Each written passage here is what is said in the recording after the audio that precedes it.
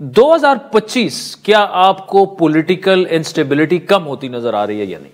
देखिए, to be honest, जो सियासत में आपको तसलसल नजर आता है, सियासत में जब चेंज भी आती है तो वो एब्रप्ट चेंज नहीं आती, उसमें आहिस्ता आहिस्ता आपको देखना पड़ेगा। अगर आप 2024 को ही देख लें, कल भी बहुत सारे लोगों ने इसके ऊपर बात की, आज एक नया साल शुरू हो चुका है, लेकिन फिर भी 2024 को अगर आप देखें तो पाकिस्तान की सियासी तारीख में ये कोई जमहूरी दौर के लिए या जमहूरी रवायात के लिए कोई मिसाली साल नहीं था। एक अभी बल्ले के निशान के फैसले का जिक्र हुआ, यहाँ पे उस केस का जिक्र हुआ, वो वापस लिया गया। इलेक्शन के बाद फॉर्म 45-47 की बहस छिड़ गई। 26वीं आईनी तरमीम आई कि वो सुप्रीम कोर्ट जिसमें नया चीफ जस्टिस आ जाता था, अब वो भी हुकूमत की मर्जी से आता है। तो वो बहुत सारे मामलात इस तरह रहे।